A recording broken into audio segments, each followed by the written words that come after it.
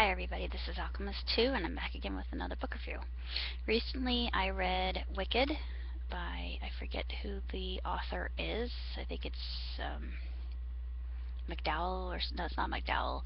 I can't I can't remember the name of the author.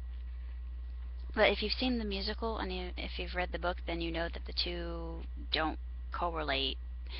I mean, there are parts that do jive with each other, but the book and the musical are two totally different stories in and of themselves.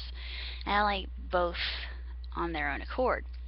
And the book is really wonderful, and I'm really enjoying it, and I'm reading Son of a Witch right now, which is the continuation.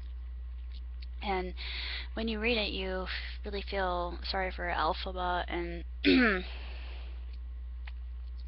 just think, how can people be so cruel? And you just think that Glinda is narcissistic and repugnant in and of herself, and just this naughty, arrogant little bitch, for lack of a better word. And you don't really feel sorry for Nessarose like you do in the well, you do, but you don't, because she's her father's favorite. She's Father Frex's apple of his eye. And then there's Shell, and Shell's never mentioned in the musical. Shell was the brother in the family, and there's a little bit of a conspiracy about him, or confession. I'm like, no, it's not that. That's not the word. Shoot.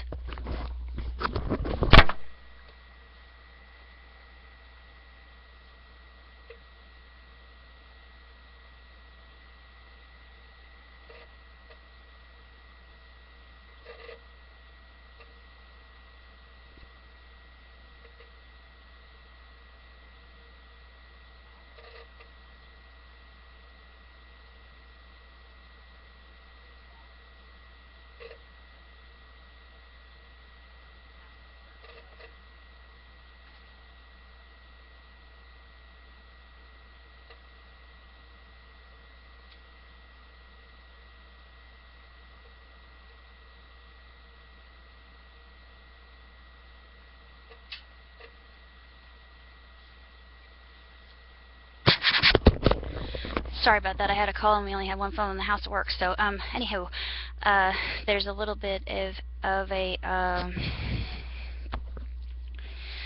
shocker that that occurs in the story about Shell, but I'm not going to talk about that right now. As far as the story is concerned versus the musical, I both give them 5 stars, hands down.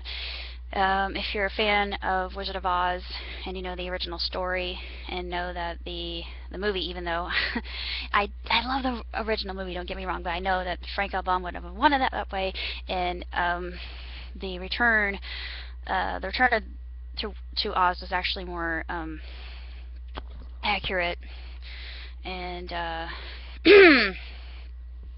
it followed the darker tones. So did Wonderful Wizard of Oz, which was a little bit more like Wicked, I thought. Now, I'm reading Son of a Witch, but I haven't read the entire story yet, so I'm not sure how it ends. But the ending of Wicked, it leaves it kind of unsaid as to what happens to Elphaba. But if you've seen the musical, you know what happens to her. And of course they have the love interest between she and Fiyero, but it's more of an affair than anything, because Fiyero is already married in the book. Sorry, spoiler alert, but it's really quite intriguing how the musical and the book are different. But I like both an equal field in and of themselves. And it's a lot more adult, and there are quite a few things that kind of make it seem almost like Eros in certain spots, but it's tame compared to the Anne Rice I've read and what I've written. But other than that, can't really say too much about it, other than if you have enjoyed The Wizard of Oz, you like the whole um, allegory and metaphor and simile, and also just this whole idea of shades of gray when it's considered good versus evil, and what can be considered good, what can be considered evil. Are people born wicked, or do they have? Actually, this line comes from the musical. The musical, it's are people wicked, or do they have wickedness thrust upon them? That's what Glinda says, and it's really quite wonderful, and it's just a surefire read, and I couldn't put it down, and I finished it in about a week. I would have finished it in a day had I had a chance.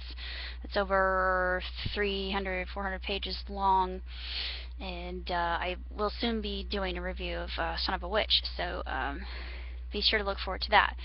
It's really just a tremendous book if you haven't read it yet. If you're a fan, then I would definitely recommend it, because it's completely different from the musical. There are some similarities, but on its own it stands apart, and it's definitely more adult in nature.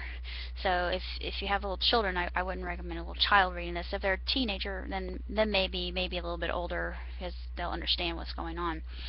But as far as books are concerned, it's probably one of the best I've ever read.